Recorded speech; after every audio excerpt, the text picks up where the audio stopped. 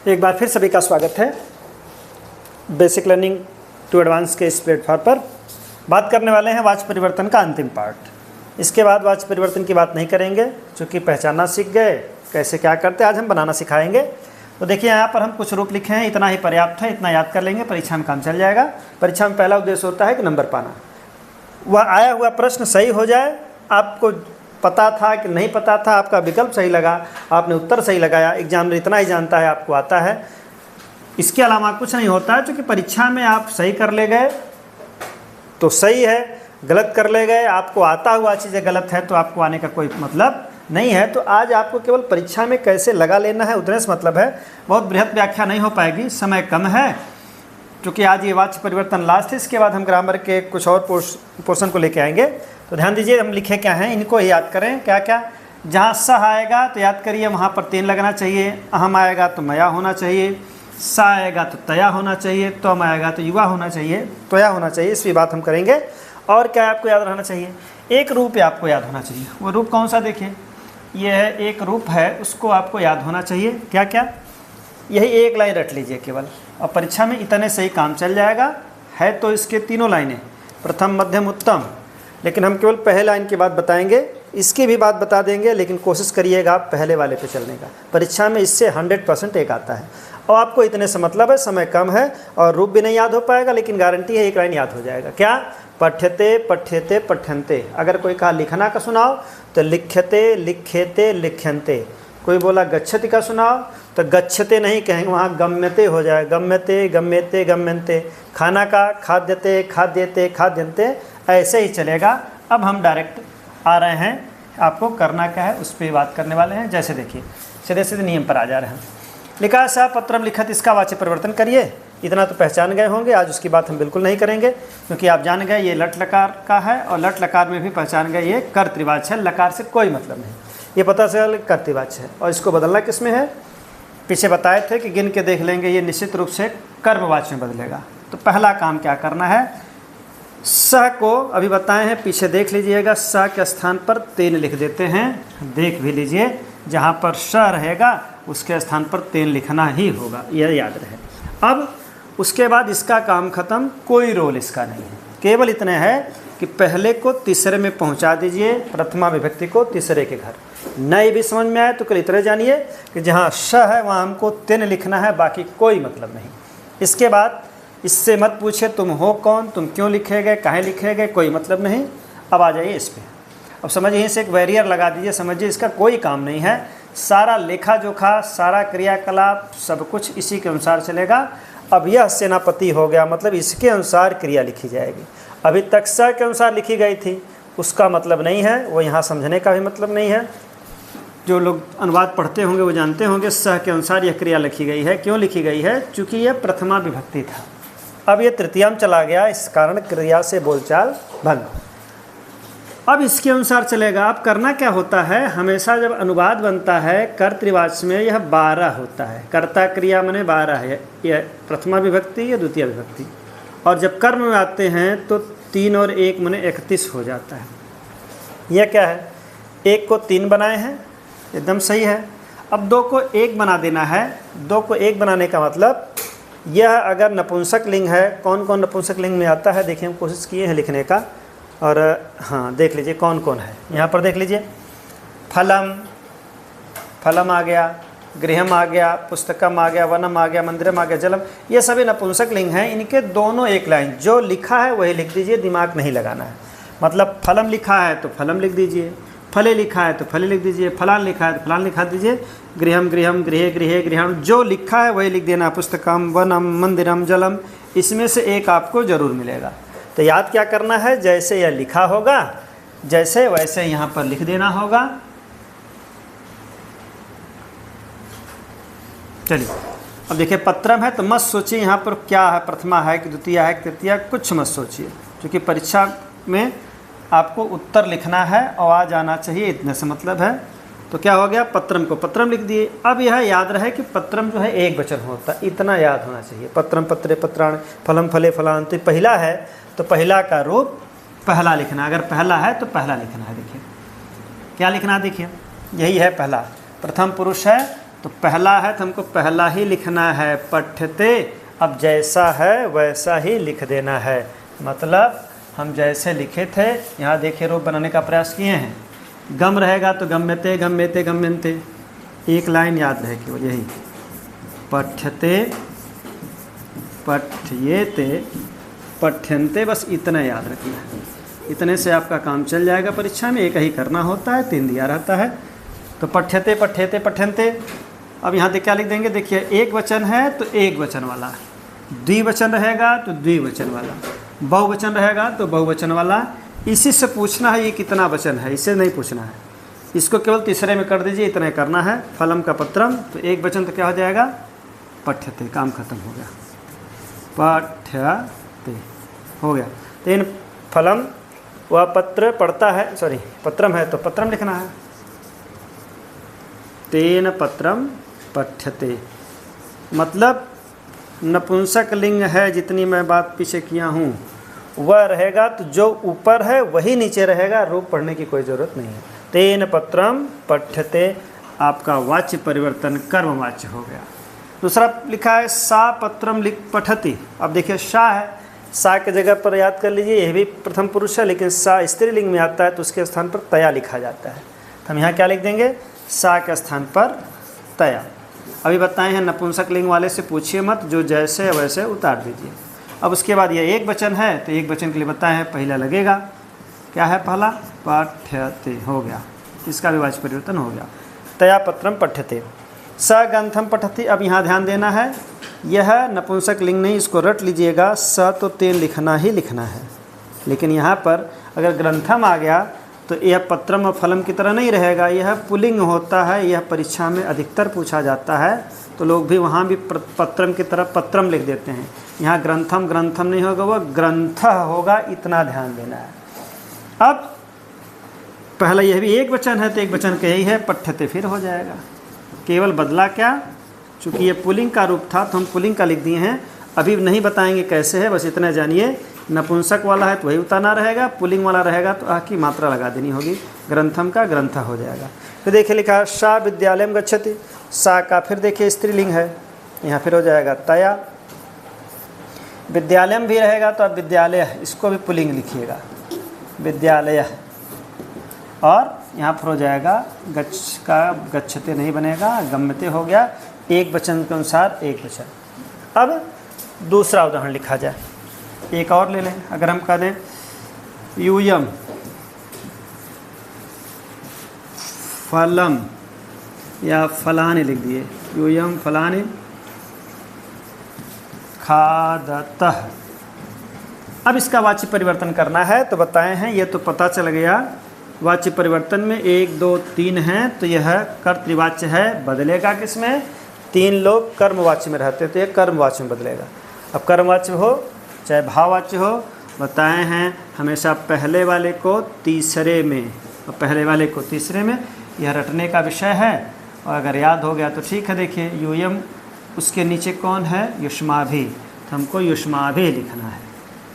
हम यहाँ क्या लिख देंगे, उसके नीचे जो है वो रट डालिए, हमको यह लिखना है, जो जिसके नीचे है वही लिखना है, मतलब युष्माभि। अब इसके बाद इसका काम समाप्त। अब यहाँ बताए हैं जो है इसी के अनुसार क्रिया लगेगी। अगर ये एक वचन है तो एक वचन लिखना है, द्विवचन है तो द्विवचन का लगेगा, बहुवचन है तो बहुवचन के अनुसार लगना है। अब हमको क्या करेंगे, बताए थे नपुंसक लिंग में कुछ नहीं सोचना है, फलम है तो फलम जो है वैसे फल, मंदिर, वन, जो लिखा है वही उतार दीजिए, कोई यहाँ पर सोचने की आवश्यकता ही नहीं है। हो गया फलानी। अब इससे पूछिए ये वचन कौन सा है, ये फलम फले फलान, फलम फले फलान बहुवचन है तो बहुवचन का रूप चलेगा। पहली वाली लाइन याद है, देखिए पठ्यते पठ्यते पठ्यन्ते, लास्ट वाली लाइन क्या है, पठ्यन्ते, ऐसे ही खाना का बन जाएगा, खाद्यन्ते। हमको यही लिख देना है, बस वाच्य परिवर्तन हो गया। यहाँ लिख देंगे खाद्यन्ते, खाद्यन्ते, बस वाच्य परिवर्तन हो गया। एक और देख लीजिए, फिर दिया गया युवाम वनम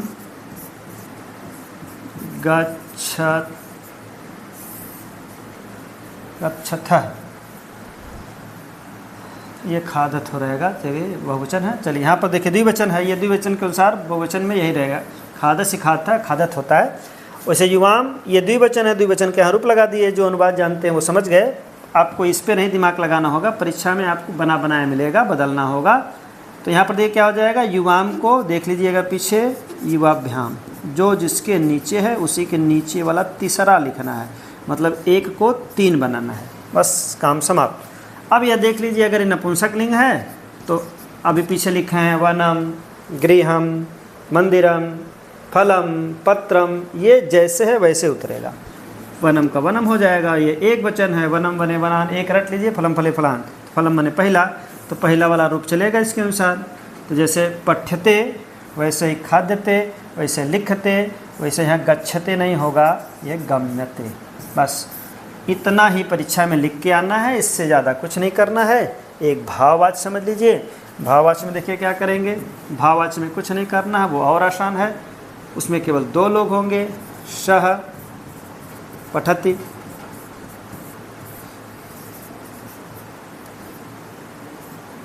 आवाम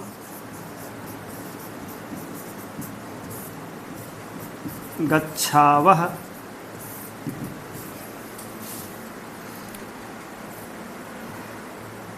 ताः लिखन्ति, अहम पठामि। कहने का मतलब ये पता होगा कि जब 2 लोग होंगे तो भाववाच्य होगा। अब भाववाच्य में भी वही करना है, चाहे कर्मवाच्य हो चाहे भाववाच्य हो, हमेशा इसको तीसरे में ले जाना है। तो अभी बताए हैं शाह किसमें बदलेगा, तेन में। इसको भी ले चलिए, जो इसके नीचे था वो था आवाभ्याम, वो भी उसके नीचे, हम सबका नीचे वाला लिख दे रहे हैं। देखिए ता को याद कर लीजिएगा, साथ ही ता, हम ता भी इतना रट लीजिएगा, कौन किसके नीचे है उतना रखना पड़ेगा।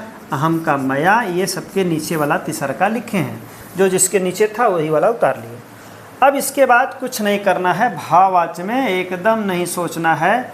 चाहे यह देखिए यहाँ पर ये एक वचन है, यह द्विवचन है, यह बहुवचन है, यह एक वचन है। चाहे एक वचन हो, चाहे द्विवचन हो, चाहे बहुवचन हो,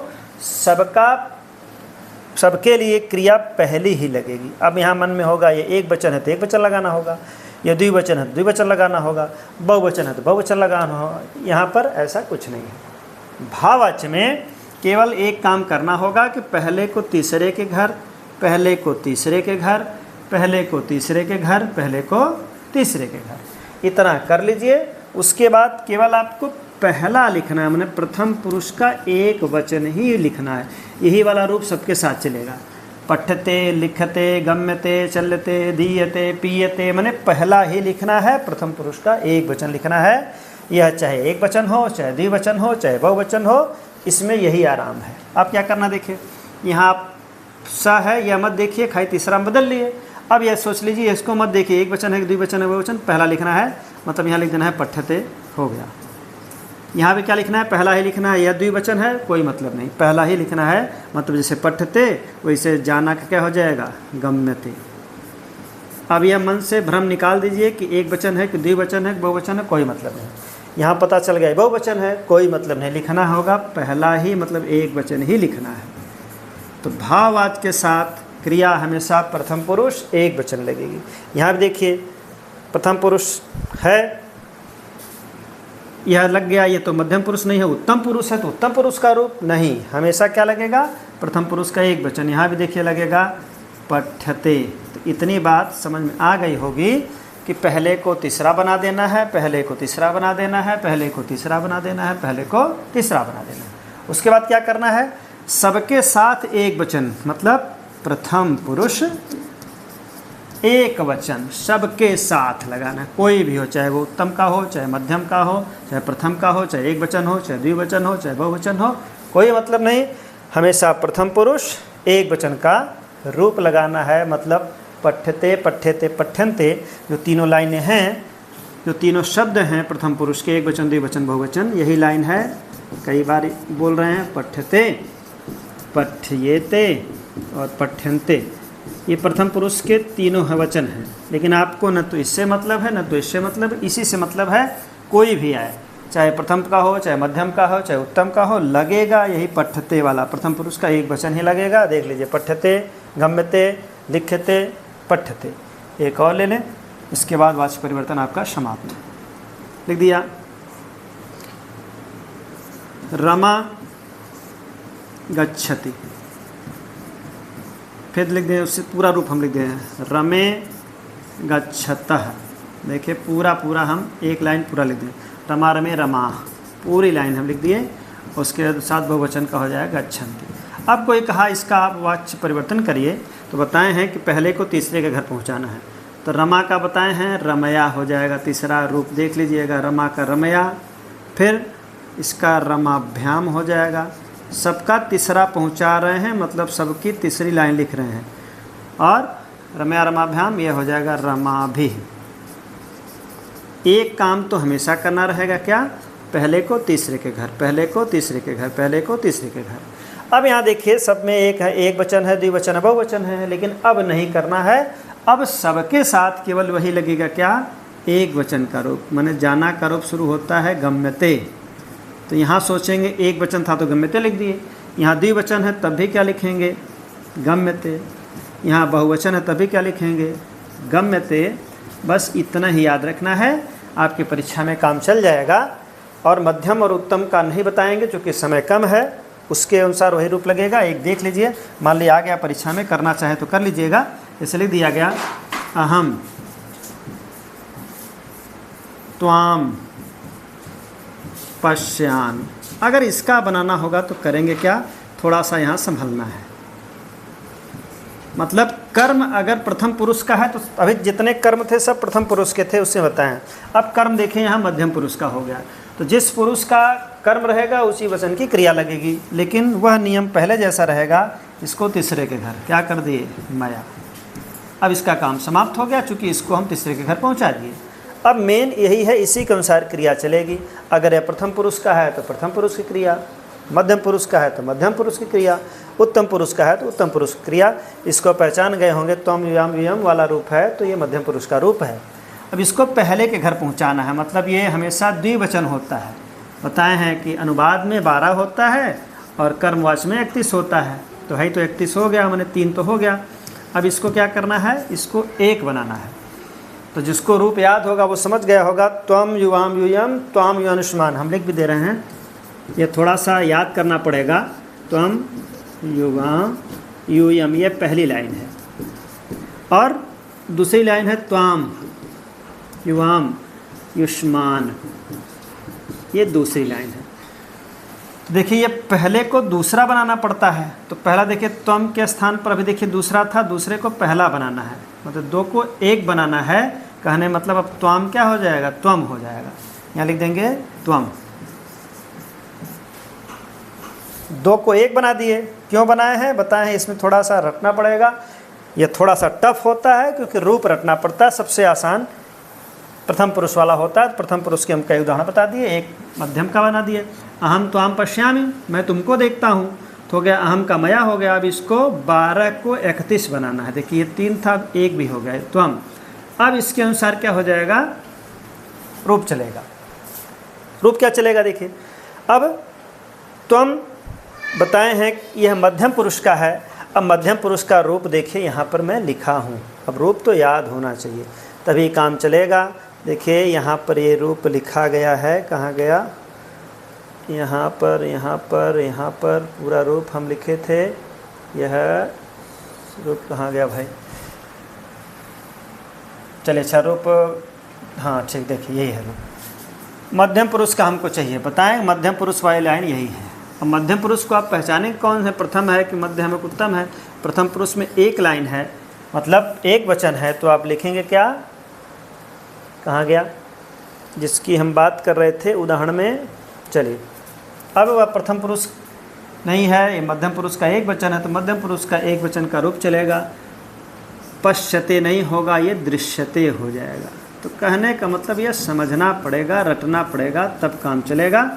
और विशेष जानकारी के लिए और अधिक जानकारी के लिए जब आप परीक्षा समाप्त कर लेंगे और बड़ी परीक्षाओं में जाएंगे, उसके लिए बेसिक लर्निंग का ऐप जल्दी ही इंस्टॉल होने वाला है, तो आप ऐप में सारी चीज़ें धीरे धीरे छोटे छोटे टॉपिक में पा जाएंगे निःशुल्क सेवा में। अभी आप यही समझिए, अगर इसका वाच्य परिवर्तन करना होगा परीक्षा में तो आपको क्या करना पड़ेगा, मया लिखना पड़ेगा, इसको त्वम लिखना पड़ेगा, अब मध्यम पुरुष का एक वचन का रूप लगाना होगा, दृश्यते, दृश्यते, दृश्यन्ते।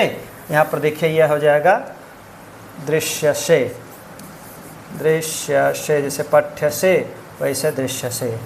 एक उत्तम पुरुष का भी देख लिया जाए, उसमें कैसे बनेगा, लिख दिया गया सह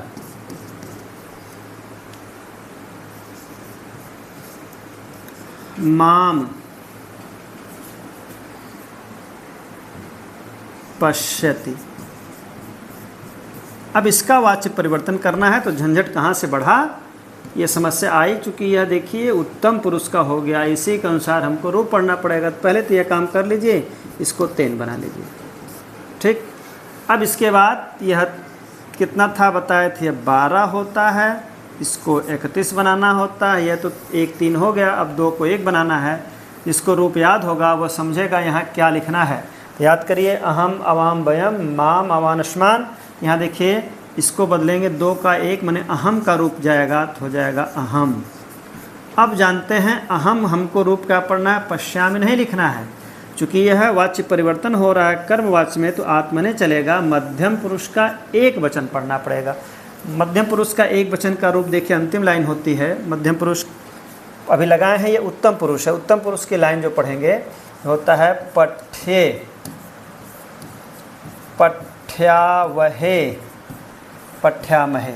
तो यहाँ पर देखिए ये एक वचन है तो हमको क्या लगाना पड़ेगा, पठ्ये, वैसे हो जाएगा यह देखना का दृश्य। कहने का मतलब सीधे सीधे यही इतना ही जानिए कि जब आपको बदलना होगा तो सबसे आसान यही होगा कि आप क्या करेंगे, जो बीच में कर्म है वह 2 लोग ना हो, न तो मैं के खानदान मतलब अहम के घर का ना हो। परीक्षा में यही याद रखिएगा नोट में, इससे आपका काम चल जाएगा। नोट में आप क्या किससे बचने का प्रयास करिएगा, एक को मध्यम पुरुष वाले से और एक को उत्तम पुरुष से। इसका रूप ना पढ़ना पड़े उसके लिए एक ही तरीका है कि आप एक कर्म में जहाँ पर कर्म है वहाँ पर ये दोनों लोग ना हो, मतलब अहम के घर का रूप और त्वम के घर का रूप, तो आप बना लेंगे आराम से। देखते रहिए बेसिक लर्निंग टू एडवांस। कल बात करते हैं और के, आज के लिए इतना ही पर्याप्त है। परीक्षा में 2-3 बार वीडियो देख लीजिएगा, बन जाएगा। सभी को धन्यवाद।